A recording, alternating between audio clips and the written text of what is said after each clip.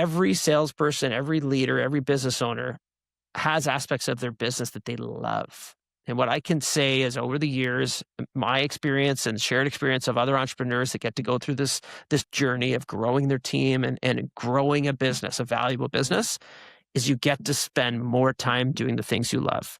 Love in the business and outside of the business.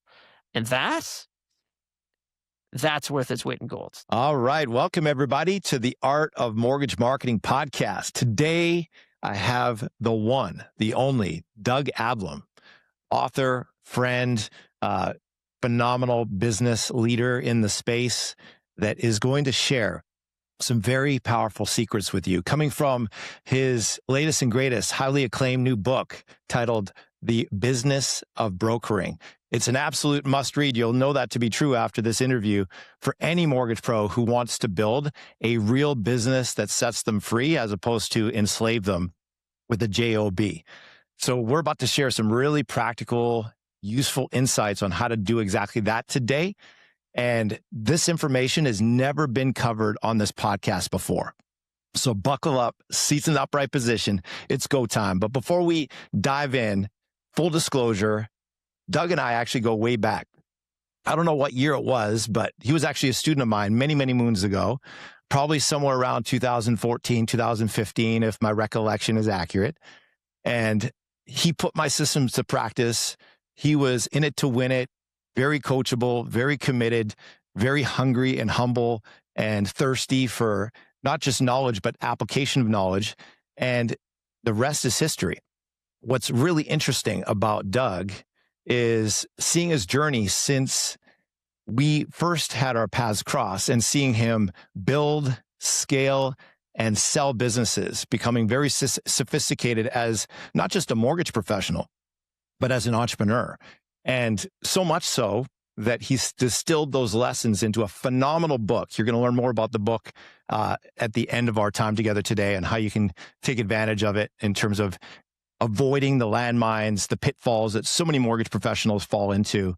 And he's going to share with you what sort of things you need to know based on his lessons learned, some of the things that he learned the hard way, the school of hard knocks, if you will. And these lessons are lessons that apply to every mortgage professional with an ounce of ambition and with any kind of aspiration to build a business that sets them free. This is going to be very practical, very useful. And the real question that we're going to cover today is, how do you build a business that sets you free instead of building a job? So that's what we're going to be talking about today. We'll discuss why so many mortgage professionals unwittingly build a prison of their own making, building what we call the job, and what it takes to create a real business that sets you free. So without further ado, Doug, welcome to the episode. Welcome to the podcast, brother. Thank you. That was one heck of an intro. I love it. Thank you very much for having me, Dorn.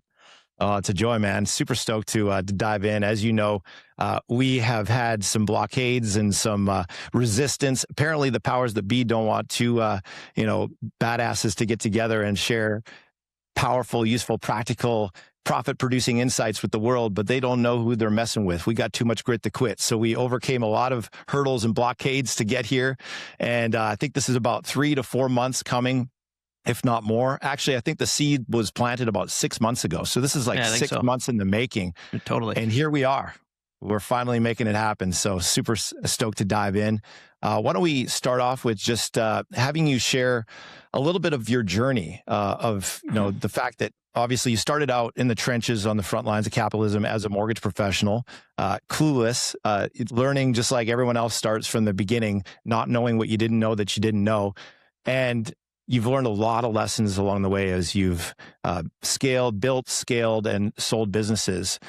Looking back, Doug, what's a belief you had about building business, about growing a mortgage business early in your career that you completely disagree with today, now knowing what you know now?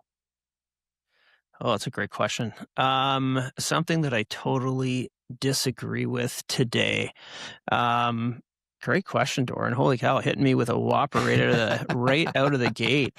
Um, I think looking back on it, the biggest, I would say the number one thing is I believed in my early days that everything had to be absolutely perfect before I would launch a program or start a marketing initiative or create I don't know, a new offering for my customers or integrate a new process. The one thing, one thing I've definitely learned is, and I spent a lot. I'm a researcher. I'm an analyzer. I did a ridiculous amount of planning before getting into the mortgage business, like a year of planning, Wow. hard, detailed business plan development. Even creating an exit strategy before I even did my first deal, which sounds insane, but that's how I was wired back then, and still am today. Actually, it's still how I'm Yeah. wired today. It's one of your Um, superpowers. it for sure. Yeah, seeing it's a benefit and a curse of um of looking into the future and continuously being able to see that future. So it's getting back to it. But yeah, like I spent a lot of time perfecting and before testing. And one of the things that I've learned after, 20 years in business now is I definitely take a quicker approach to testing Mm. than building. And to give you some context, I did a postgrad in market research, so I was taught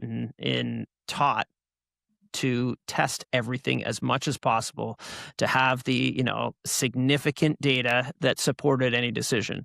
So coming from that vantage point, I just do a ton of analytical research on everything that I do, but I've recognized that it's okay to not complete the research and test an idea, a tool, a product, or a service before you have it perfected. So I think I lost years. Like I think I lost, and I had a very successful mortgage career, very very successful mortgage brokering career. But I think it would have been accelerated if I was just willing to try things that weren't perfect. Mm. Yeah, we call that on Planet Prosper launch imperfectly. Mhm. A messy kitchen is a productive kitchen. And oftentimes, all the best plans, it's like Mike Tyson said, everyone has a plan until they get punched in the face, right? And everyone has a plan until you get punched in the face with real life on the front lines of capitalism, those curveballs, those things you didn't expect, the erroneous presuppositions that you think are landed in reality, but when you actually test it in reality, it ends up not being the case. And so just taking action and finding out how it actually lands and get fast feedback, fail forward fast, if you will, is certainly a key to accelerating growth. How does that relate to the topic at hand today, which, today we're going to be talking about a topic that's very near and dear to my heart because I started out to be self-employed and getting into business because, of course, I wasn't really mentally fit to work for anybody, if you know what I mean, right? Yeah. Certified unemployable. So I always had a strong value for autonomy, independence, calling my own shots, being my own boss. And I think every mortgage professional listening to this can relate. We all, an eagle is not meant to be stuck in a cage, if you know what I mean, right? 100%. So, but then, we end up finding a way to have the gumption to break free and to go fend for ourselves in the wild. But then no one's really taught us how to think like a hunter and to think like a true business builder. We still have the zoo mentality, if you will. If we broke free from the shackles of the cage inside of the zoo walls to go fend for ourselves in the wild, we still have that zoo mentality.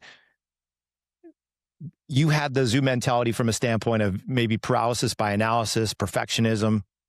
And I know a lot of people struggle with that, because it's not safe to take risks.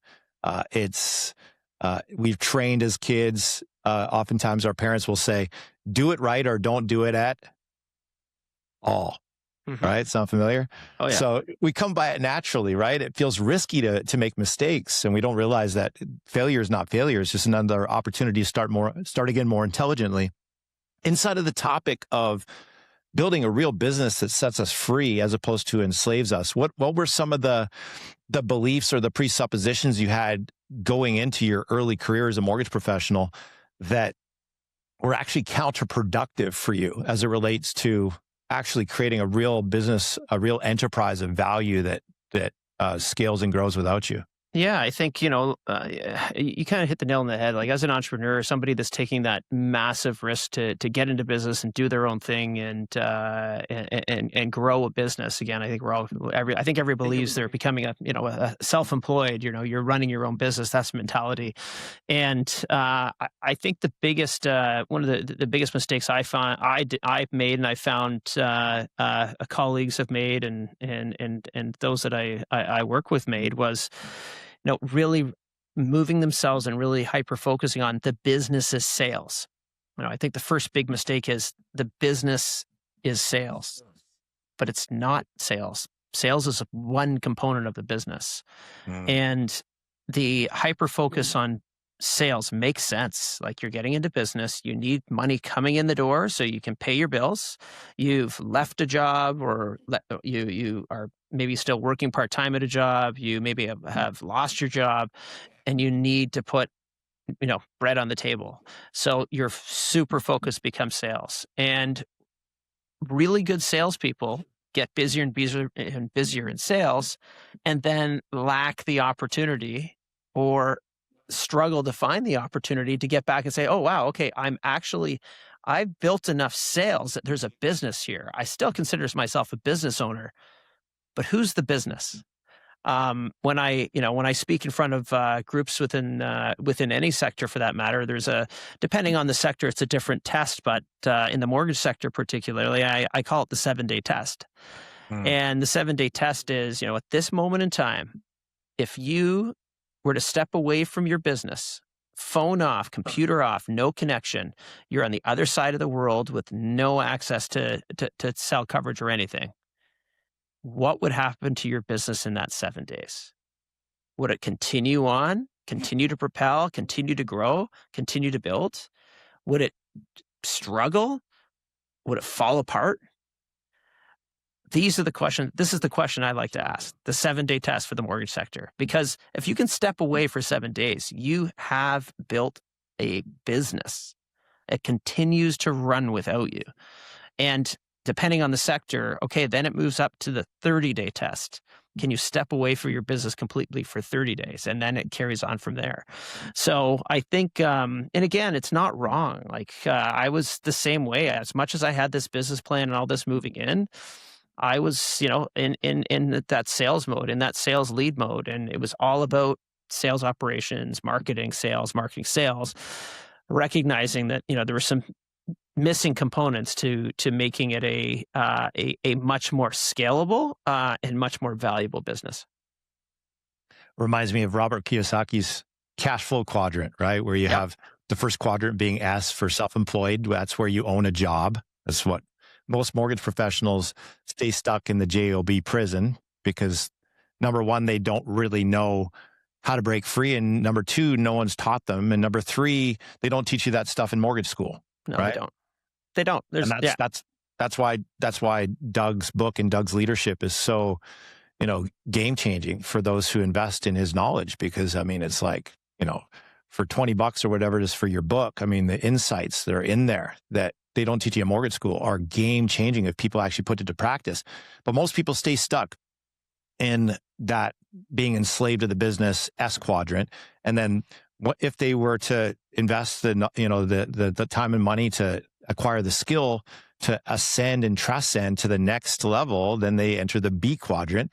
And of course, Robert Kiyosaki talks about that. That is owning a business, owning a system, right? That 7 days, 14 days, 30 days absent of the business is still running without you. So you own a system. You don't just own a JOB. And then of course there's the I quadrant, where you're investing and all the rest. But today we're really talking about the transition from having being self-employed and having a business that runs without you. And easier said than done. I've been an entrepreneur for over 2 decades, and I still find myself getting pulled into the vortex of doing things I should be delegating. So it's a lot easier said than done. For sure it is. What would you say are the kind of top 1, 2, or 3 beliefs that keep people stuck, even if they know that, hey, they should be delegating more, they should be putting more systems in place, they should be, working on the business versus working in the business? What are some of the beliefs that kind of keep them stuck in this, a slave to the job prison unwittingly? Yeah, I think, oh my goodness, number one, for sure, in my opinion, in my experience, is an imposter syndrome. This whole Mm. concept that I can't build a business that runs without me. It's just not possible. There's no way. My clients need me. They need me to do everything. They need me to be available 24 hours a day. Mm. There's no way. There's just no way I can build a true business out of this. Not to say that any mortgage broker isn't running a business, because you are, but you've, again, as we talked, you've created that job, you've created that job. So I think that's the number one thing, that you just don't believe you can do it. And I think that in my experience and in my conversations, that is pretty much the majority of anyone in a commission sales role in any industry, that I just can't do it. It won't survive without me. And it takes, I've been very fortunate enough. I've had multiple different business coaches over my career, and different coaches came in at different points depending on where I was and what I was trying to do and in my stage of growth. And every step of the way, I would take, critical nuggets that would help me recognize, oh, wait, no, it is possible. And you don't have to do it all at once. I think that's the other thing is, the next piece is, oh, well, if I'm going to do this, I just need to step away from everything. And that's just not going to work. And as you said, it's hard. It's hard. And it can be done, but you have to do it in pieces. Like you can't set a 30-day plan to say, okay, today I'm involved in every aspect of the business. In 30 days, I'm not going to be involved in the business at all. Like, you're essentially building a succession plan internally with building a team around you that can can really help you grow. So the second thing I would say that holds people back is this concept of, no one can do it better than me. Mm. No Mhm. one. And you're like, okay, well, what? Like, do you really feel that every single stage of of your sales process, of your customer journey, you're the absolute best in the world at? Because I kind of highly doubt that. Like, you may think that, but it's highly unlikely that every aspect of the business you're great at. So start picking apart, once you chunk it down, you're like, well, start picking apart the things that you don't love. Start picking apart the things that you're like, I'd prefer not to have to do this. I'm good at it, but maybe there is somebody better at this component. And as you start, looking that next step, which is the whole systems approach, and breaking down your customer journey from, this isn't the journey they experience with me. This is the experience they have with my brand and our business's company journey. Taking that step back from being that salesperson to really being that business owner. And so, yeah, and then I would just say the third part. You hit it right on the head at the beginning. Like, why? What exactly was the question again? It had to do with uh, mindset. What is it that's holding people back from taking that leap? Yeah, I the think, beliefs. yeah, I think the last belief is, no one ever talks about this stuff. Mm. I've been in the business was in the mortgage business for almost 18 years, and it was touched on very briefly a handful of times, but nobody teaches salespeople and commission-based salespeople how to truly run a business. It just doesn't happen. I don't know if it's intentful, because business owners, brokerage owners, insurance brokerage owners, mortgage brokerage owners are worried that their people are just going to up and leave. But over the years, I think people have really realized, and this is my big proponent, I'm like, there are multiple forms of business in every industry. In the mortgage industry, there's multiple forms of business.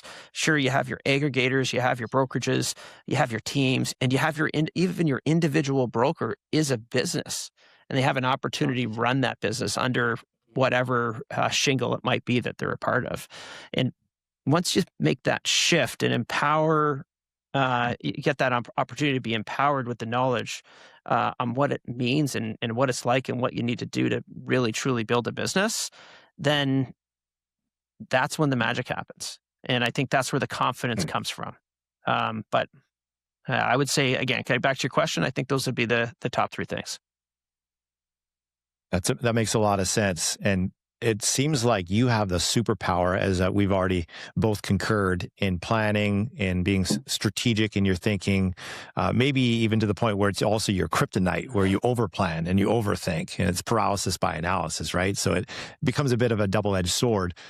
So that's where awareness comes in, where you don't put the brakes on unnecessarily, because it's hard to get off the runway when you're putting on the brakes, right? So that's where Totally. having that self-awareness comes in.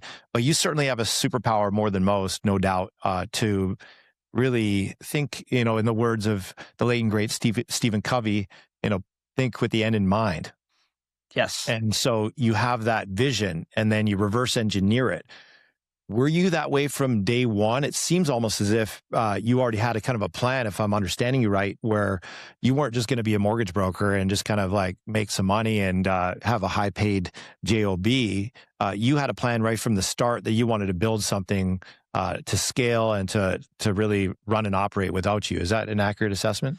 Yeah, like I was coming right out of business school and working in market research when I was building the business plan. So everything was really fresh, and when you the number of business plans that I had created in university were exorbitant. So it was just going through that process. Okay, well, what's the next step of a business? Okay, well, what does that transition look? What does the organizational structure look? What does an eventually exit? What's the point of starting this? Is it cash flow all the time, or is it cash flow and an eventual exit? And I was like, oh yeah, like it'd be nice to build something that's, that I can leave a legacy with one day. And this is all, again, it developed over time. It was very simple in my very first version of my business plan before I did my first deal and got my license. But over time, of course, those sections, I'd review it every 3 years. I did, and then eventually more frequently, but continue to beef up those individual components of the plan. And the saying, like, if you write it down, it'll happen. If you don't write it down, it won't happen. So everything from your quarterly goals, your annual goals, both quantitative and qualitative. I was definitely definitely an addict, if you will, to my business plan and keeping it updated and writing down what my goals were. Now, give you a little context. I came from a real estate family, so my parents, my mom owned a real estate brokerage, and my dad was a real estate salesperson, and so I learned pretty early on from them, kind of the mechanics of a business and the mechanics of the sales side of things. They were also my mom was the principal broker of the first brokerage that I worked with. So I did have the opportunity to really dig into what was working, what was not working, and get back to the plan of, I really want to build something here. I don't want to create. And at the time, I didn't use the terminology. I was creating myself a job, but I definitely recognized beforehand I wanted to build a business. And in the first 2 years, it became really evident that I wanted to build a business and not just a sales practice. Well, you have a unique journey because, in my experience, most mortgage professionals come from some kind of other career path where they're trading time for money. It might be a highly paid professional. They might be a salesperson in any kind of 100% commission role, or maybe it's commission plus sales, or maybe they just came from punching a clock doing whatever kind of job they had, but they didn't necessarily come from business school. They didn't have necessarily parents that had that entrepreneurial mindset, that just by their example, you're kind of learning from us by osmosis from them in terms of how to build a real business and the mentality behind that, working on the business versus in the business. So you obviously had a lot of environmental, contextual conditions to your early journey as an entrepreneur that set you up to have this as a superpower. You had a leg up in many cases, but you still had a lot to learn. They don't teach you this stuff necessarily the way that actually lands in reality. Even if you're going to get an MBA or something like that, it's like trying to learn how to cut hair on a book, through reading a book. Good luck, right? You actually have to 100%. do it in the real world. So there's a lot of gaps in that knowledge. In theory, can only take you so far. But what was the most, shall we say, surprisingly difficult part for you, if we can get vulnerable, the most surprisingly difficult, challenging part in putting this vision to practice? You knew in advance that you wanted to build a real business. You wanted to build value. You wanted to have it run without you. You knew a lot of the component parts that were required to do that. And you had the intention from the start to, to scale and build and have an exit. What was for you, admittedly, the most challenging part of that journey that was the toughest for you? Yeah. Oh my goodness, there's probably multiple components. First part was, the idea of deciding to let go components of the business Yeah. versus actually letting go.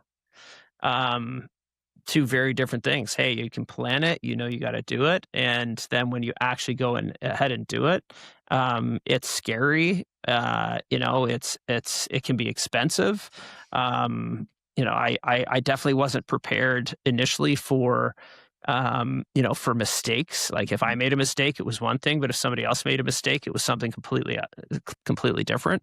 So it took me a long time to, well, actually, I guess it didn't take me a long time. I had to really quickly understand and appreciate that the knowledge that I had of the systems, the process, and the sales, it was going to take time. It was going to take time to bring people on and onboard them and train them, and I think that's again getting. I think that's one of the fears. Like, oh well, what if I hire somebody they don't work? I'm like, you know what? My experience, for whatever reason it might be, they might not be the right fit for the role. The role might be not be the right fit for them. The culture of the company might not be the right fit. There's a whole bunch of reasons why people aren't the right fit. And in my experience, it's funny. You go back and you start looking, you're like, holy cow, wow, we had an incredible amount of team members over a span of almost 20 years. And the math shows that for every 5 people we hired over, so five, just it was between 4 and 5, it was somewhere between 4 and 5, but for every, call it 4.5 people we hired, only one was the right fit. Wow. Right. So can that be improved? Yeah. And I learned later in life how to improve that ratio. But at the time, looking back, you're like, I think again, a lot of independent, business owners like, oh yeah, but what if they don't work out? It's okay. It's okay if they don't work out, Yeah. because you might not get the perfect person on the first shot. There's all this concept about the general concept out there is hire slow, fire fast. That is definitely something that I learned over time. I really hired really slow to the point where I got to one of my big aha moments was I took such a long time to make a decision in analytics and multiple rounds of interviews and all this stuff. And I remember this happening once with one of the hires, that the person I really wanted had already been scooped up and was working with somebody else by the time I called them to offer them the job. So I was like, oh, I'm like, no way. I'm like, wow, I have to tighten this up. So, what was a 6-week process became a 2-week process. Like, Hmm. okay, well, this has to get done in 2 weeks. Well, how do you do that when you got all these sales you got to work on? Well, you got to make it a choice. Am I going to continue to live in my business for my whole life? Or am I actually going to dedicate and allocate time to working on my business to propel it forward into a completely different stratosphere? What do you really want? Does it mean I got to work evenings, late nights, early mornings, weekends to work on my business? Well, then, okay. Now, if you're spending all that time working in your business, that's a completely different problem. Yeah, I don't know. I don't know if that answers your question. Yeah, no, there's a lot there. And it reminds me that trajectory in one's life and one's business is not where they are, it's where they're going. It's where they're headed towards. And I think a lot of people, they don't plan to fail. They don't plan to have a job. They just fail to plan. They fail to have a clear, compelling vision for what they want to create out of their business. Mhm. And so they're basically just going day by day to put food on the table, to close deals, to grow volume, to grow commissions, because that's the drum that the brokerage beats like a cheap rap song all day, every day. Volume, volume, volume. Mhm. And that's what's on the leaderboard. And that's what's, tied to the rewards and recognition. And that's what's tied to the President's Club, all expense paid trip to paradise and all that, right? So they get swept in that current, and they never really have a clear objective. What is the mission? Because the way we view things is the way we do things. And Mhm. if we don't have a clear mission, then we just get caught up in the minutia. And that's what so many people do. They get caught up in the minutia. So let's talk about maybe get people connected, take a little bit of a rewind, if we will, and get people connected to what does it look like? What are some of the symptoms that a typical mortgage pro might have that would flag them as someone who is on a trajectory of being enslaved to a job, to a glorified job, as opposed to building a real business that sets them free. Now, obviously, there's mechanics on how to make a transition if you do discern and decide, you know what, I'm not where I want to be. I do have a job. I don't have a real business. I'm not on that trajectory. But I think a good place to start is like, okay, let's just do a proper diagnostic. How does someone know that what are the top, say, 3 to 5 symptoms that would have them know very quickly that they're building a job, not a real business? All right, top 5. Number 1, absolutely number 1. And it's funny, somebody asked me this question at a conference recently, and it was a very direct answer. The question I was asked is, can I build a real business without ever having to hire anyone? And I answered straight up, no, you can't. If you want to build a real business, you absolutely have to have a team around you. Number 1, so people. If you're really legitimately looking to build a business, unless you're building a technology business that's completely being served by other technology, which is not the business we're in. The mortgage and sales and commission-based businesses are all about high touch, high value, high advisory. That is a people business supported by technology. So that would be the first one, people. Would be the number 1. If you don't have anybody working with you yet, that's a flag that it's time for you to bring someone on. Now, obviously, you don't hire somebody in your first day, but I'll share a little story. I knew really quickly that I needed help and what I was good at, what I wasn't good at. And I was one of those crazy people that I don't know if this is a record or not, but I hired somebody after my 8th deal, number 8. Wow. Okay. I did not have enough money to hire somebody after 8 deals, but I did it anyway.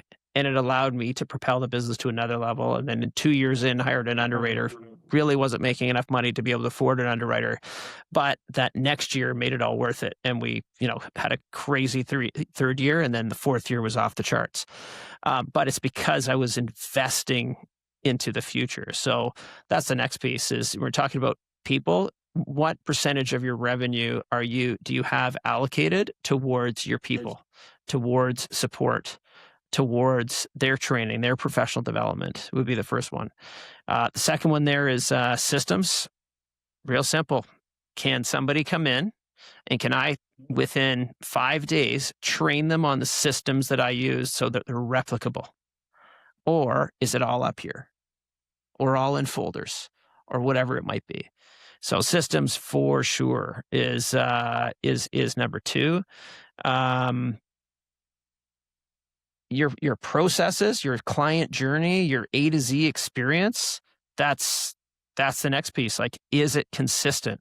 Can you systematize it? You've got systems that are going to help support it from a technology standpoint, but your actual processes that you've developed, could you say, hey, here's our client journey and you're going to do this. I'm going to train you every component of that route. For sure, the top 3: people, systems, and processes. That's where it starts. That's the beginning of the foundation, and for sure, that's the beginning of the foundation.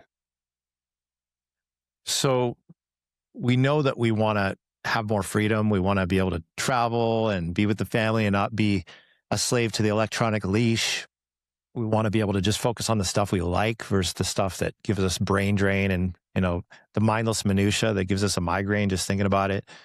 Especially for those who've been in the business for a while, that stuff can become very mundane, energy draining, those energy vampire type of activities. So we know that we want to break free, but it's like, okay, how do I actually do it? Okay, I know I need the people, but like you said, there's imposter syndrome, and there's 2 different versions of the imposter syndrome. There's the version of like, man, I'm not enough, I'm not good enough. And then there's the other side that you were talking about, which is like, I'm too good and everyone else sucks. And I can't delegate because they're going to suck, and then I'm going to get a bad review, and it's going to tarnish my reputation. It's going to give me more stress. It's going to be not enough juice to justify the squeeze and the stress. And so we end up not delegating because it's just easier in the short term to just do it ourselves. 100%. Right? And then, of course, we've got all of our quote unquote systems in our head There's no policy, procedure, protocols that run without us. It's all in our head. So all of our knowledge in terms of how to do it right is the meat between our ears. And we don't really have the process drawn out. So there's so the symptoms of being a slave to your business is you're a lone soldier. You're doing everything yourself. You don't have the systems. The system is you. You have a you-based business, not a systems-based business. All of the knowledge to delegate it is in your head. There's nothing documented in terms of policy, procedure, protocol to delegate to your people to support them to succeed. And so I know intimately about all that because that's been a big struggle for me. I think it's a struggle for a lot of people because when you're really good at something, it's easy to get sucked into the vortex of just doing it because you get affirmed and you get recognition and you get mojo and confidence and it just becomes like second nature. You can almost do it in your sleep, even though it's kind of really boring after a while because it's like, okay, I've conquered this mountain. This is conquered territory. I'm ready for something new. You see kids growing up, our kids when they were young, once they conquer, the lower level in the jungle gym, they're wanting to climb to the top, right? There's always that next level they want to go to. So there's part of our soul that wants to grow. And so being in that stagnation and conquered territory, it's like soul rot. It's a rut, and a rut is basically a grave with the two ends knocked out. Can you speak to maybe a way, if there's someone listening to this that has really been struggling with delegation because they've tried 1,000,001 times to delegate and just every time it's like, man, it's not worth it. And they just can't figure out how to find the right people. And their belief is, if I want it done right, I got to do it myself. And it's like, you can't find good people. No one cares like I care. Can you give a reframe or a perspective shift for someone like that can help them have courage to bolster their clarity, their confidence, their certainty that they do have what it takes, that they can do it, that it is a learnable skill? Yeah. And the first thing I would say, one of my biggest learnings over the years was hiring is really difficult. And when you're an individual business owner, you're a salesperson, you're looking to hire, unless you've come from a human resource background, this is likely, or I previously had a human resource job, this is likely the first person you're ever hiring in your life. And I don't think enough business owners give themselves enough credit to say, hey, listen, I've never done this before. I've never hired before, but I'm going to do it myself. I learned later in life, no, I'm not a great person I'm not a great HR manager, HR supervisor, HR recruiter. I'm not good at hiring. So I'm not going to do the hiring. That's why all of these outsourced organizations exist, for them to handle the hiring for you, to find the great people and help you really identify the role that you're looking to hire. So first thing, you don't think you want to increase your percentage of hiring the right person? Don't do it yourself. I can tell you from experience, way too costly to do it yourself, way cheaper, way less time, way higher success rate to hire an expert that is an expert at hiring for what you're looking for. And the real good ones will even help you figure out what you need. So that's the first thing. The second thing, this whole at first, it's hard to let go.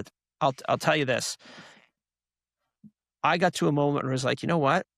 I'm okay if I hire somebody and they make mistakes. In fact, I'm going to let them make mistakes. Does this impact my customer and client's experience? Yes. But you know what?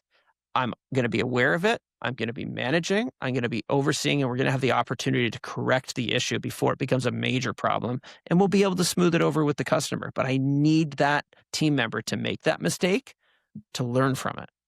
And because the reality is anybody can look inward and say, I've never made a mistake, right? I'm the perfect, the best. I know it's nobody else that can do that. Well, actually, now, because I've been doing it for so long. But yeah, I made a lot of mistakes in my early days. Cool. Well, guess what? You're going to have to let other people make mistakes too. And that's going to be okay. Don't fear it. Embrace it.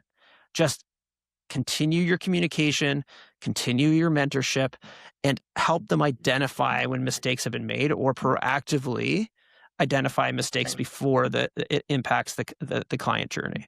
So that would be my second piece around that delegation piece. And the third one would be, hiring and managing are two very different skill sets. managing I have found is easier than hiring. Right. And when you're managing a team member, there's something that happens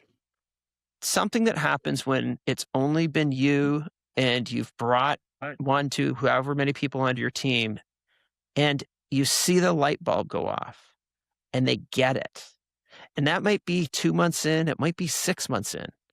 Heck, it could be a year before they fully grasp the whole concept, maybe grasp the whole process, grasp the whole real estate experience.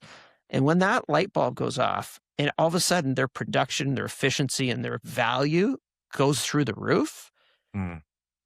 there is a sense of accomplishment beyond hitting a sales target. There is a sense of satisfaction way beyond just hitting that personal sales target. And it's just I can't even explain it. Been through it many, many times. I'm like, wow, like I really helped this person along their journey.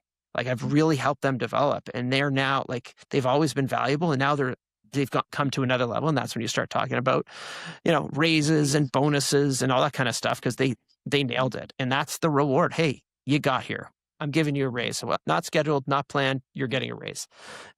You've figured it out. You've proven, and yeah, there's just this massive sense of satisfaction. The last one I'll leave you with is every salesperson, every leader, every business owner has aspects of their business that they love. And what I can say is over the years, my experience and shared experience of other entrepreneurs that get to go through this journey of growing their team and growing a business, a valuable business, is you get to spend more time doing the things you love. Love in the business and outside of the business. And that's worth its weight in gold. When you're there enjoying life in your business and enjoying life outside of your business, doing what you love to do. Like there's always going to be things you don't want to do. There's still things today I have to do in my role that I don't want to do. But when you're spending 80% plus of your time doing what you love to do, your life changes, your business changes, and everything in your world just gets brought up to a level that you literally could not imagine. I agree, man. You can't put any price tag on freedom. No. You can't put any price tag on fulfillment to do what you want, when you want, with whom you want, anytime you want. Obviously, there's, like you said, there's things you need to do if you want to win. You got to keep, doing the daily disciplines that are really about being comfortable, being uncomfortable. So there's always that aspect of growth that requires discipline and discomfort. But to be able to carve out a path where you channel your time and your talent in a way that's fulfilling and that makes a massive impact is just enormously satisfying and obviously invaluable. So one thing that comes up a lot with people, okay, you outsource the hiring, you get some, we've got a mutual friend, Anthony Rice, the People Partners. They have a phenomenal company that helps to outsource strategically from virtual assistants all the way to managers and executive suite. I mean, they got the full gamut. So they're a phenomenal partnership. I'm actually going to be interviewing Anthony Rice in a couple of weeks. Oh, cool! So awesome. We got back to back, luminaries in the space, and I met Anthony at the inaugural altitude event that Doug put on in Muskoka, Ontario, a few months ago. It was just absolutely phenomenal. If you guys want an opportunity to be part of a life-changing experience with the who's who in the industry and get elite world-class leadership and training from the best of the best, you need to go to his next event, Altitude. Mark my words. Once you get a taste of that greatness, you're never going to want to settle for good. I kid you not. It was the dust on top of outstanding. So I got to meet some really cool people. Anthony Rice is one of them. People Partners. If you're considering hiring, check them out. And perhaps you can have a conversation with one of their consultants and see what that might look like to outsource your hiring. I'm just giving a plug from a man at Anthony Rice. Since I was just going to say, you should probably reach out to Anthony at this point and make sure that People Partner sponsors this episode. Yeah, exactly. Right. Because because outsourcing is not an easy thing to do. Even, a lot of times they can be disconnected from the mortgage industry. But the cool thing about Anthony and his crew is they work out of Aussie land, but also through North America when it comes to the mortgage industry. So they're very connected to the mortgage industry, which is cool. So outsourcing is one aspect of it that you talked about. I never considered that. I use Upwork for outsourcing, lower level, kind of not managers necessarily, but, virtual assistants, video editors, social media managers, that sort of thing. Upwork can be a great place to source top talent because it's kind of like Amazon for people talent. So I've been loving Upwork, previously known as Elance.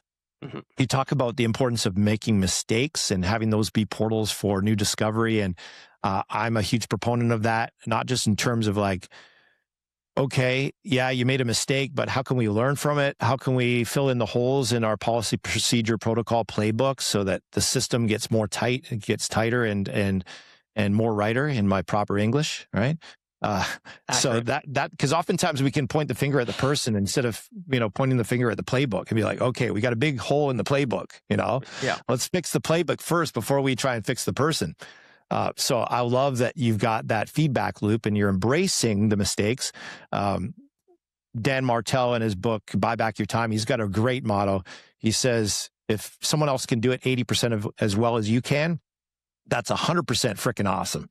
Yeah. And that's always stuck with me because it's like, yeah, that's how you build freedom. You got to delegate. Even if it's 80% as well good as you do it, it's 100% freaking awesome because you're creating freedom instead of a job. Mm-hmm. Can you speak to that in terms of your experience as an entrepreneur and really building something? And also, can you speak to the loyalty that is created when you help someone, be successful in their role? And you don't just get them to be successful in the role, but they become more successful as an individual. Can you speak to that in terms of the concern people have around, I'm just going to be building my competition? Maybe you could just speak to those two things, the freedom aspect and, how it's worth it, as well as how do we approach the concern around building our competition only just to train them to go out the door and to use us and abuse us with all the time and energy we put into them. Great question. So it was a massive topic really, but to get started on it, yeah, I've heard that topic a number of times. I've talked to a lot of brokerage owners like, oh yeah, it's just, it's not, yeah, I've the number of people I've hired that have moved on to bigger and better things, or not necessarily bigger and better things, but have left me. And that is a fear. Oh, well, what if they just go somewhere else? I'm like, well, then you weren't the right fit for them. That's it.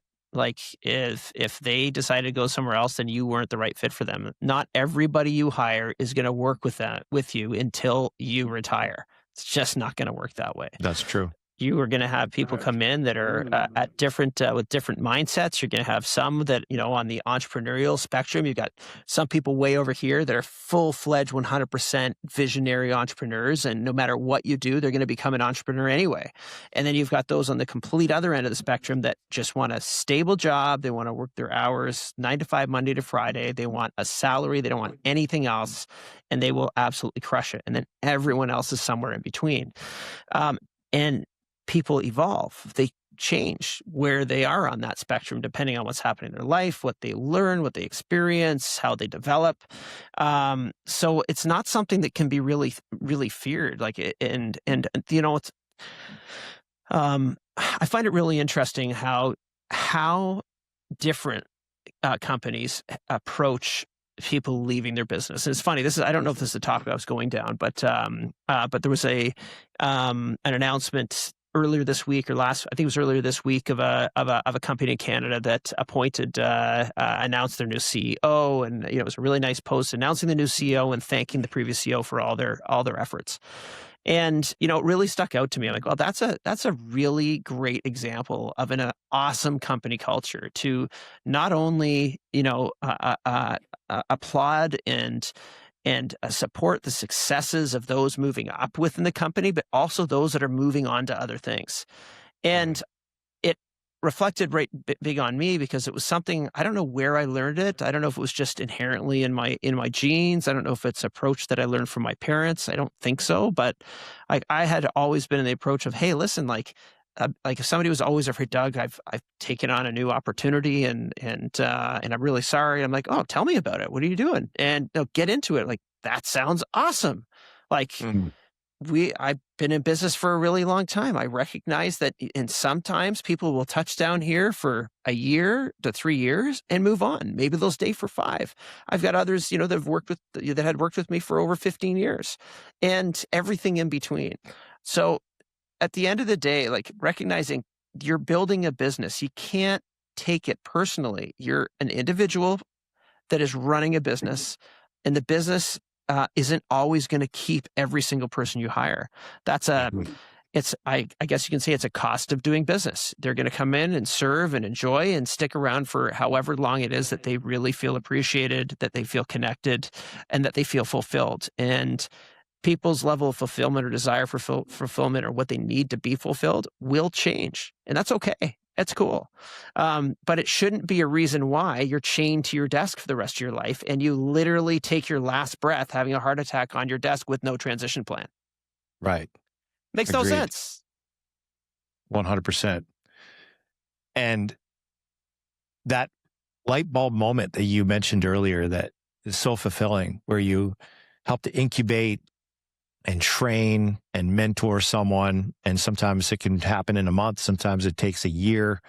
Everyone gestates at a different, speed, but getting to that point where it's like they get it, right? And you really empower them and you're investing in transformation in their life, not just personally, not just professionally, but individually as a human, right? Being that example, worthy of emulation, having a culture, having a team, having a vision, having leadership that makes them the best version of themselves.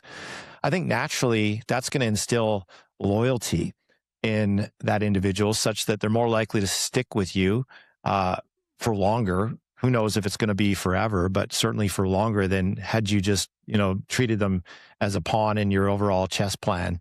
And, it was more of a transactional relationship, if you will. Can you speak to how you can mitigate, what sort of things you look for to mitigate the chance that they just kind of come on board, you train them, and then they end up getting poached by your competitor, or they end up leaving due to unsatisfactory conditions that they might have felt in or under your leadership?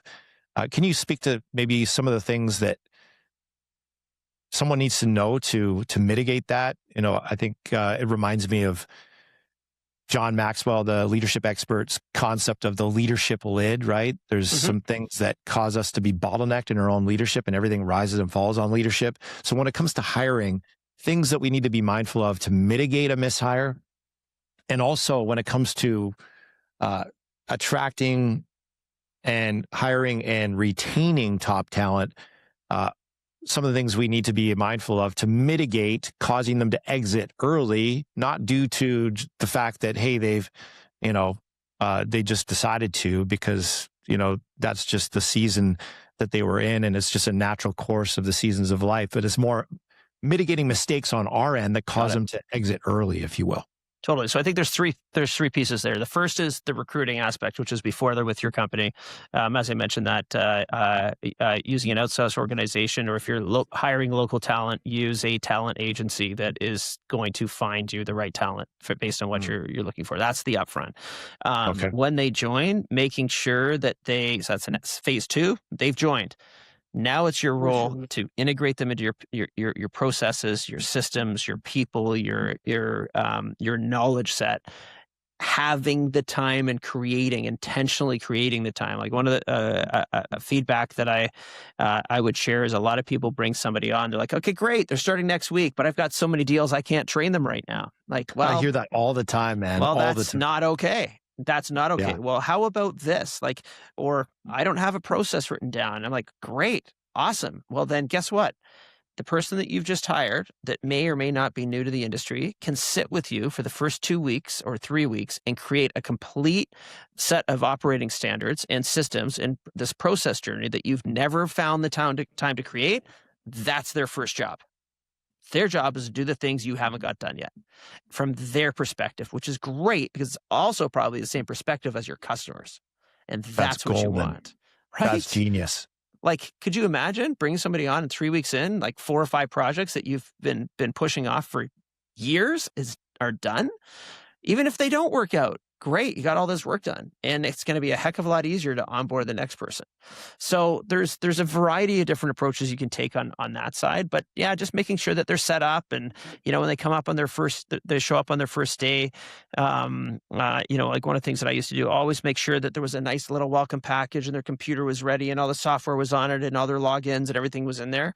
I remember one time there was a delay with the computer and I was really super frustrated because it's just part of my experience when somebody would join any one of our companies, everything would be there and ready to go, and it was it's a big important day.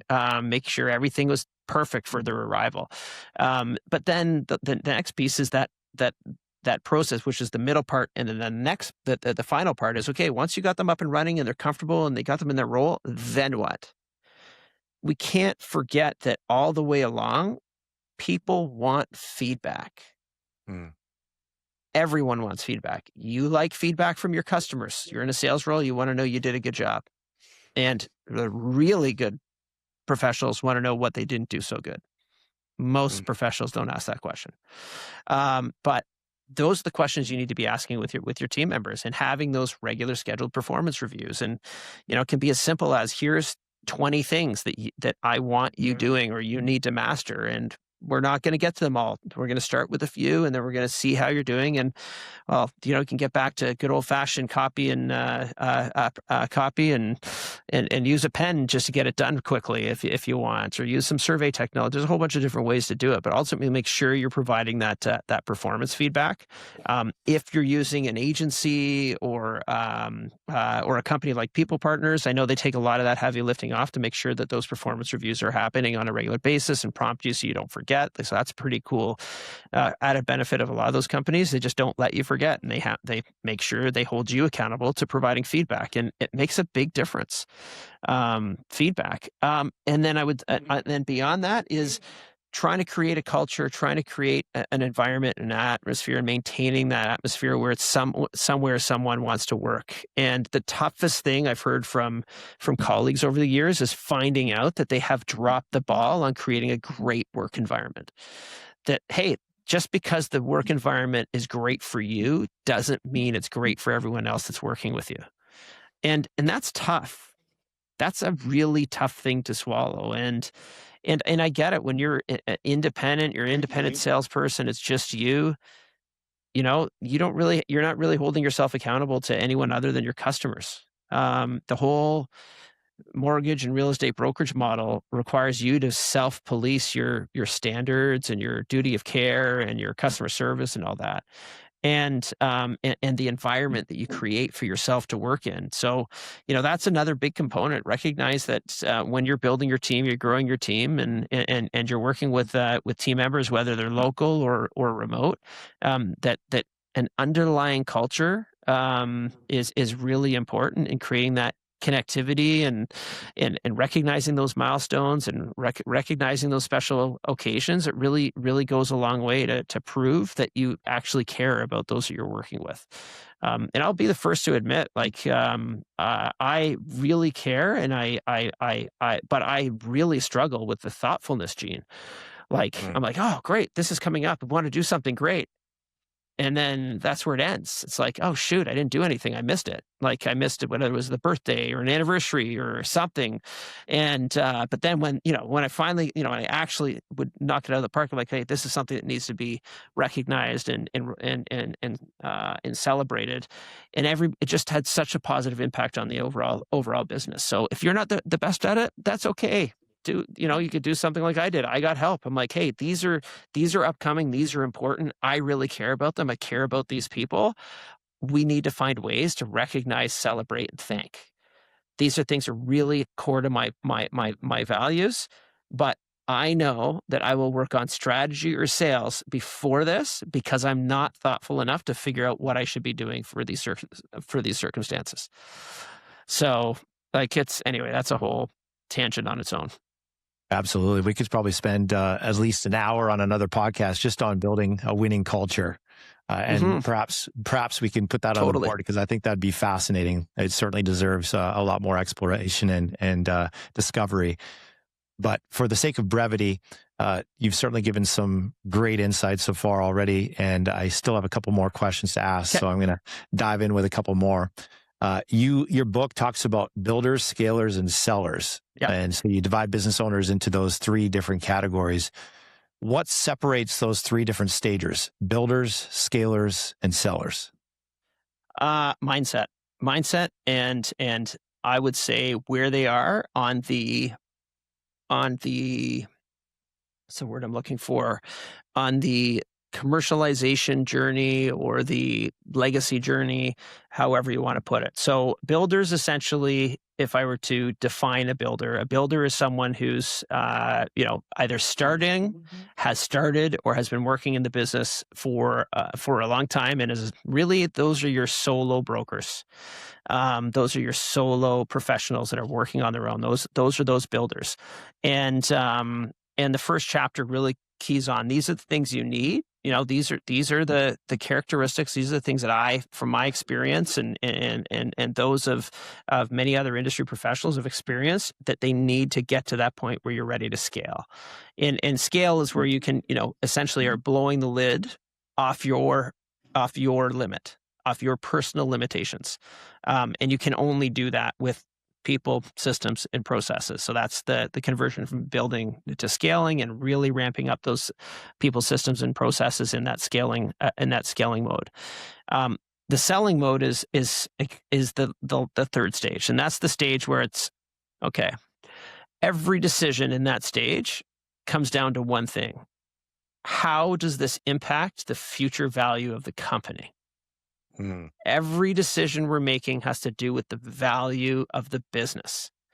And we've got, we're not talking value to the customers, we're talking value to the shareholders. And if there's only one shareholder, fine. But ultimately, as that business grows, what are we doing in that sell stage to ensure that we're creating and creating all those important KPIs that when a business gets valued for acquisition, merger, transition, how do we maximize the value of that business? So those are the three components. And what's interesting is, no matter what stage you're in within your business, it's really important to understand all three. Like, if you're just building, say, okay, this is what I'm building now. Okay, I'm focusing on the things I need to focus on. Eventually, I'm going to need to focus on this, and then lastly, I'm going to need to focus on this. Okay, that's cool. Now I understand. I actually understand the entrepreneurial journey as a mortgage broker. I get it now. And those that are in that exiting stage, what I found, the feedback has been super cool on the book. Like, I've had so many notes and messages and all this stuff, and people are like, you know what? Like, I found something in like the first third of the book that I never did, and I'm planning to exit. So I've had to go back and really nail this down, because without it, I was going to have trouble selling my business. So thank you. Like, I just never dawned on me that something so simple, we just never did. We just blew right by it. And I don't remember the specific concept now, but it was a really cool message on the impact that the book is having, and in recognizing that, again, I'm a academic by nature, recognizing that most people in this industry fit within one of those three buckets. And as you can see, as you can hear, if you're listening or watching, you can tell this is a very sophisticated level of understanding in terms of building a mortgage business that most mortgage pros never even get remotely close to understanding. Just because no one takes the time to teach them at their brokerage, their bank's not going to teach them. Their broker's just not going to teach them. Lord knows when they go to mortgage school, they're not going to teach them this stuff. But this is certainly more sophisticated than most. And it's like, the book you don't read can't help you. Jim Rohn said that, right? The book you can't read can't help you. And this book is a game changer because it opens your eyes to things that you just don't know that you don't know. It's like I was telling Doug before we started recording today that I've been suffering 6 weeks of sciatica. because I didn't know what I didn't know when it comes to setting up a quote unquote springless trampoline for my kids. I was doing it the wrong way, even though I was trying my best to follow the instructions, getting my son's help. He can solve a Rubik's Cube in 42 seconds. I figured he's a pretty smart kid. He can help me, figure out the instructions. And we couldn't figure it out, and I ended up doing it wrong, and I ended up straining my back, and here I am 6 weeks later with still suffering with sciatica. And so I was telling jokingly to Doug earlier before we started the recording, ignorance is not bliss. And likewise, in your business, ignorance is not bliss. So this information, guys, is so mission critical. If you want to build a business that sets you free, you've got to get educated. And I wish I had known this stuff when I started out 2 decades ago. I'd be light years ahead of where I am now, and I wouldn't be stuck in a prison of my own making for as long as I did, doing stuff the hard way just because I didn't know that I didn't know. And so much of, I think, what happens with mortgage pros, where they plateau, where they stagnate, where they're in the up and down roller coaster ride from hell, and they're riding the rates and they're riding the economy, and they're pointing fingers at, the reason why my business is regressing is because inventory or rates or all these things outside of their control, is because they don't understand this stuff. Can you speak to someone who's been in this roller coaster ride? Obviously it's been a tough market. They've maybe been, feeling like they're held captive to all these conditions outside of their control. How does understanding the principles that you teach in your book, Doug, allow them to transcend and ascend above all these things outside of their control that so many people in this business are prone to point fingers at and use as a scapegoat for their struggle and for their stagnation and for their lack of success? Yeah, so you're referring to the threats on the SWOT analysis, your strengths, weaknesses, opportunities, and your threats. And I can remember as a student and since then writing multiple business plans, the threats are like, oh, these are all the things that are completely unlikely to happen, but we got to write them down anyway. And these are the things that actually do happen over the course of a journey and a long-term perspective and a long-term vision. What I can say to that is business is never easy. Like, it's never easy. Even when you think it's easy, it's not easy. There's other things that are happening. The world is a funny place. Economies change, new rules come out, processes change, regulation. You name it, everything changes. That's the one thing we know for sure, is things are going to continue to change. But we're not the only industry that has suffered change and suffered hardship and suffered difficulty and suffered a changing microeconomy. Everyone experiences it literally for the history of business. So the question really is what can where should you be spending? Here's the question: where should you be spending your time? And you're right. A lot of people, oh, well, this and that and all these external influences. I'm like, well, guess what? There are people out there right now crushing it. Absolutely. Crushing it. And they're doing great, growing their business like crazy. They're out there acquiring other businesses. They're buying books of business. They're doing all the things that is just part of the business journey, because they have a long-term vision. They recognize that this is a long-term plan. They, smart businesses have planned that, hey, not every year is going to be awesome. Let's make sure we have some cash in reserve. Small tip: when things are good, that's when you go get loans and financing and access to operating lines of credit, all that kind of stuff. So when the tough years come, you already have those capacities ready. But it's your choice. Do you want to continue to grow? Do you really want this business long term? Do you see that long term vision? It's really a choice. It really comes down to, you have to stop blaming everything around you and start looking internally at what can we be doing better? What are the actions that are going to create results? Do things change? Like, oh yeah, like I'll give you an example. In the mid 2010s. There was nobody in my region doing online advertising for mortgages. No one. So we did it. We made tons of money every year from online deals. And this is before anyone was doing online deals. Like anybody. It was crazy. We were doing it in the 2000s too. And but then that market got saturated. There's more and more people competing in that space. So did we continue to only compete in that space? And one of the four? No, we expanded. Get creative. Hey, we're going to continue down this path, or I'm going to shut down that door, and I'm going to go look for business in other areas. We really in business, you have to be nimble, you have to be flexible, you have to be agile, and you need to at the end of the day, keep doing the work. If you keep doing the work, you're going to continue to get the results. Comes back to what we talked about earlier in terms of trajectory. Trajectory is not where you are, it's where you're going. And when you're committed, there's always a way. Mm-hmm. When you're interested, there's always an excuse. If you're just interested in building a business that sets you free, that has real value, that is, saleable, that brings real value to the shareholders, that allows you to leave for 7, 14, 30 days and grow in your absence versus stagnate and fall apart in your absence. If you're committed to that, you'll find a way, because that's the mission that you're on every day. As I'm sure you're seeing and experiencing embodied in Doug, in how he thinks and how he operates, and certainly the results he's produced. But if you're just interested in that as just kind of like an afterthought, well, then you get the default, which is a business that enslaves you, the JOB prison. So if someone is wanting to transition from JOB mentality to business building, scaling mentality, and certainly selling mentality, what are some of the metrics, Doug, as we wrap up here? What are some of the metrics that every mortgage pro should know and pay attention to and have as their guiding star, their lodestar, if you will, in order to create a real business that sets them free, that has real value? Great question. So, as you and I both know, the mortgage industries in particular, in the U.S. and in Canada, are focused on volume. Not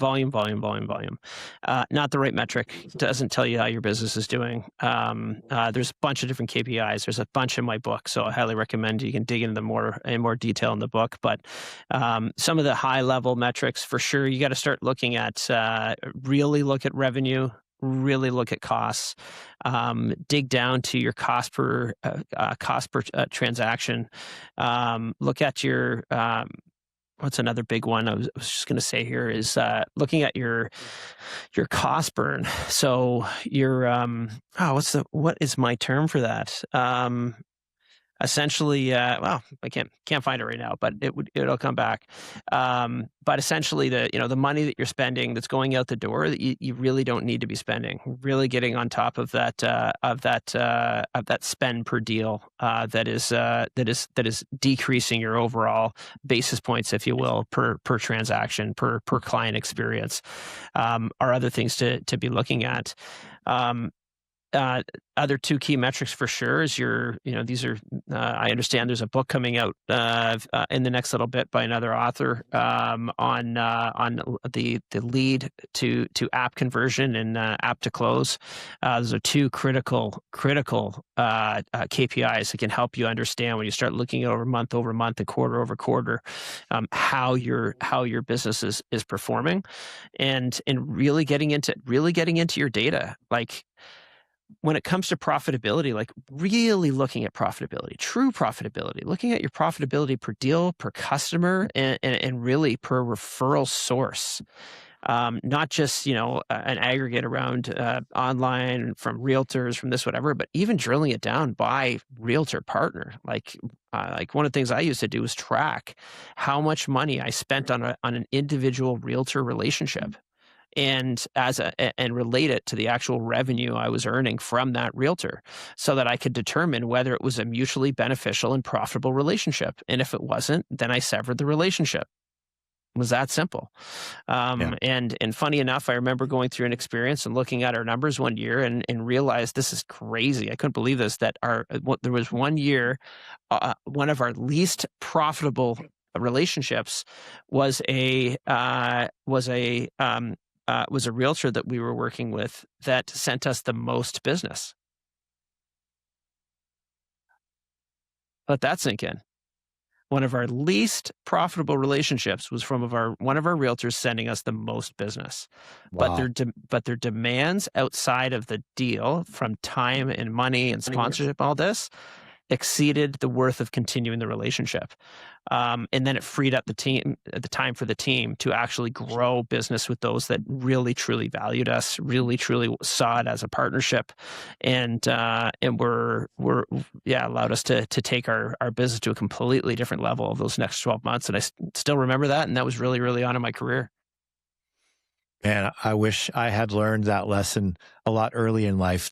It seems like, business 101, but it took me a long time to really understand it from a standpoint of being vigilant to track it and to guard it and protect it. And that is the difference between profit and revenue. Huge. Two very different things, right? Very different. And I used to just be all over the revenue thinking, that's the thing to go after. Because like I said, that's what everyone acclaims. That's what everyone rewards. That's what everyone celebrates and recognizes. But there's a big difference between profit and revenue. And at the end of the day, we're in the business to turn a profit, not just to make everyone else rich. So Absolutely. I would 100% concur.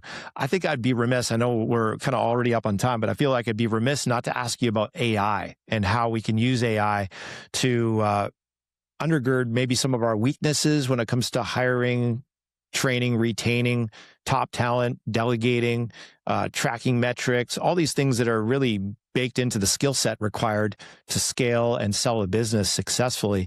What are your top 3 areas that you feel AI has been most useful and valuable to you on this journey of building, scaling, and selling?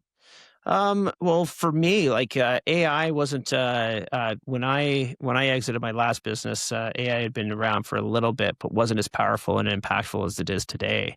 What I can say, and what I have seen it do specifically for not for my current business, but for the mortgage sector, top 3 things it's done. It's certainly sped up communication. I think that was kind of the entry level. Let's make communication a little bit much quicker, much simpler, much more. Just a higher level of customer service and accurate customer service, to be able to whip out an email, and oh my goodness, you can rip an email out now in less than 30 seconds, and be on top of it. So that was kind of the entry level. The second one is there's a lot of people that are building tools to help them screen documentation up front. There's some enterprise solutions that are out there now. There's some others that I understand are coming, and then individual brokers are creating their own tools to help expedite their processes.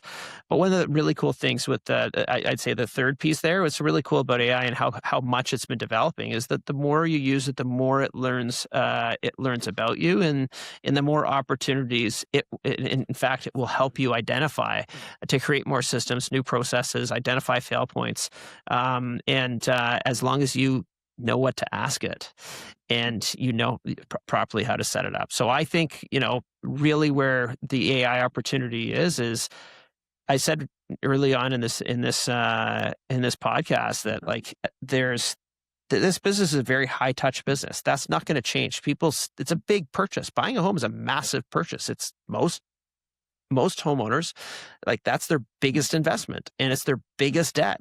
So the majority, the data has spoken for itself. Still, the vast majority of people living in Canada and the US to get their feedback. I like to get advice from a human. That's it. Can it be technologically assisted? Great. Does the customer care what happens in the background? No. So your job as a broker, create systems and processes and AI enhancements, and start trying out a bunch of these AI tools that are going to make your life easier, your team's life easier, so that you can help more customers and create more value. That's it. This is the best opportunity ever to create more value. And then there's, my goodness, and some of the cool things that you can create that, I can think of some tools that we made a decade ago that were, innovative and super complicated and expensive to build, that you can now build with a prompt in an AI engine and spit it out. And it might take 3 minutes to generate, is wild. So the creativity opportunity there, the value delivery and value creation opportunity has never been greater. I agree 100%. I just went through that experience myself intimately in the last 3 months, where I decided I wanted to delegate the sales role for my company. and get out from doing sales myself, which, it's been something I've struggled with for a long time because I'm really good at it and it's really hard to delegate.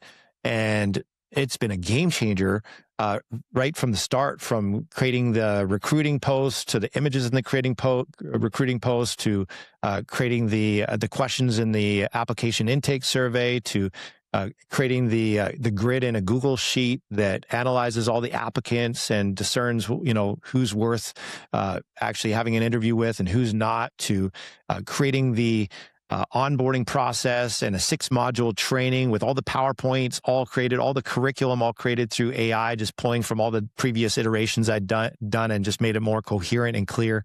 So AI has just been an absolute game changer for me in delegating that role. And I think, and now that more than ever, we have less and less obstacles than we've ever had in terms of our own ineptitude and lack of understanding on how to do this stuff, leveraging the power of AI. So, yeah, and again, as you said, you're leveraging the power of AI, but it's all built on systems and processes that you, the human, have created and continue to perfect and are involved in that AI process. And I think that's the missing gap. There's a lot of people that just think it's going to do it for you, and you don't need to be involved, and you can just skip through it. I'm like, that's not at all. They don't. AI does not understand what you know. It does not understand how you operate unless you teach it, and it still needs your guidance and expertise and advice. 100%. Yeah. I got to the point where I was maxing out how many attachments I could put in there because I was trying to give it too much. I had to break it up into chunks. Yeah. So I'm glad you highlighted that. That's so key. So as we wrap up here, let's just put this where the rubber meets the road in terms of actionability. If someone's listening to this right now, Doug, and they've unwittingly built themselves into a JOB and they're wanting to build a real business, what's the first thing they can start doing tomorrow to get on the path to building a business that sets them free? That's easy. First thing they got to do is get this book right here. That's the very 100%. first thing they need to do. Number one, that's the first step. Get this book. It will save you so much time, so much energy, and will allow you to really exponentially grow your business much quicker than you would without it. That would be number one. I would say number two is understand that you have a choice to change that mindset. You have an opportunity to change your mindset. It's your choice. Is this a long-term game for you? Are you really, truly invested and willing to build a business, or are you going to choose to stay in that JOB and stay in that sales role? And then I think number three, this is the first time I'm announcing it. I've been saving it for you, Doran. But I completed I will be launching very shortly my first online course that is a complement to the book, that takes the book to a completely different level. As a professor in my early days in creating university curriculum, I realized there was an opportunity to truly create a program for mortgage brokers that were serious about building a business, because it just doesn't simply exist out there. So that would be number three. Amazing. That right there, guys, is going to be invaluable. If you're wanting to learn from someone who's been there, done that, and has the superpower where you are weak, Doug is unique. So if you want to condense decades into days, that's definitely something you want to check out. How can people get your book and also learn more about the new course you're rolling out? Yeah, totally. So the book's available at like 20 plus stores around North America, Indigo, Amazon, kind of all your main pieces. I can be connected on with that LinkedIn or Instagram, and then of course through my personal or my business websites, which I've shared the URLs for. But adlaminnovations.com is where we're doing all the creation and building and that. And then DougAdlam.com is my personal site. Amazing. Guys, connect with Doug. You're going to be blessed by your association with him. As you can tell, he's Yoda smart. He's got a lot to bring to the table that can help you level up when it comes to your acumen and expertise and sophistication in your business building journey. We're celebrating your freedom in advance as you build that muscle and as you put in the reps to, master the skill sets required to build a business that sets you free. It's worth the time, the energy, the effort. You can't put a price tag on your freedom. I'm sure you'd agree. So, Doug, thank you for your time today, brother. You've been very generous with us. Thank you for all the insights you've shared. I want to honor you. I want to honor you for your generosity. I want to honor you for your kind-heartedness, for your genuine caring of people, your genuine love for people, your genuine desire and commitment to elevate the leadership in this industry. You're a bright, beautiful light, and your leadership makes a massive impact. So, thank you, brother. Thank you. Thanks very much, Jordan. Thanks for making the time for me. Thanks for having me on your show, and really excited for what's ahead for both of us. Likewise, man. Awesome. We're just getting started. We're just scratching the surface of the surface. We haven't seen nothing yet. So, ladies and gentlemen, the one and only Doug Adlam, get the book, The Business of Brokering. You'll be glad you did. Don't wish you had, just be glad you did. And if you got value from this conversation, subscribe to the podcast if you've not done so already, so you don't miss future episodes. And thank you in advance for sharing this episode with your colleagues and your friends in the industry. Sharing is caring. If you feel like we're deserving of a 5-star review, please do. It helps us reach more awesome mortgage pros just like you. Remember, guys, don't just grow. Don't just go to that next level in your business. Grow to that next level, because this is like a personal development course with a compensation plan attached. So let's wrap up to grow up, and let's invest in our own personal professional development. Get with Doug. I know his leadership will take you to the next level. So thanks for hanging with me, and we'll see you on the next episode. Peace, y'all. Awesome. Thanks for being with us.